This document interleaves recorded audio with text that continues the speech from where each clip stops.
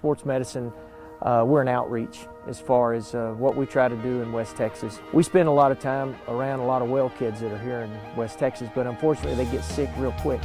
You name it, if there's kids that are playing a sport, we're involved and we're there.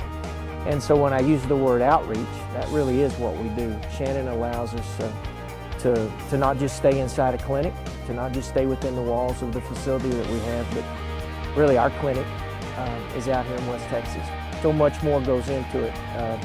There's things that you saw that happened just before the game, the taping, the preparation part of it. There's things that'll happen later on in the week or happened earlier in the week, which are the rehab part of it, where we come to the school and that's where we're able to use some of those tools that CMN's provided for us. We basically provide athletic training services to those schools. Like I said, people a lot of times in West Texas, they just think about those boys that play football on Friday nights, but there's so many more things that happen, and all those kids are just as important. It doesn't matter if it's a 7th grade B girls basketball game. It still matters just as much. They're still kids, and as I always say, they can get sick. And communication's a big part of it. Every one of these kids they all got coaches, but they all got parents too. And so it's just making sure that everybody understands what's going on and where we are, and if something further needs to be done and they need to receive further treatment or something, making sure that we are able to establish that and be able to get a treatment plan together. One of the coolest things are the vacuum splints. Unfortunately, when bones break or things become dislocated, they're usually not anatomically correct. And so what those allow us to do is to be able to splint that particular body part or stabilize that particular body part in the position that it's in, which is ideal for us.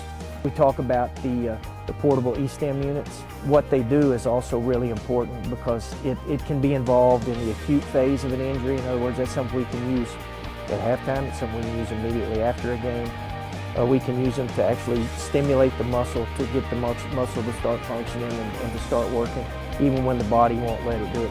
Going back to our concussion stuff, and that's the single largest social health issue that faces not just sports medicine, but our country in general.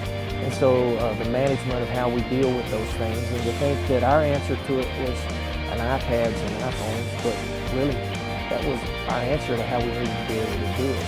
We've got all these kiddos, and I don't know where I'm going to be on a particular Friday night, 3 or 4 weeks down the road, but I know earlier in the week where I'm going to be on that Friday night. So what this allows us to do is to take and download all the information that we have on those kids that are going to be at that particular event. When we looked at it and we really started saying this is really, really, really important, CNN didn't even ask. They just said, okay, that's something we need to do. So they've never told us no, and that's one reason that we believe so much in what they do.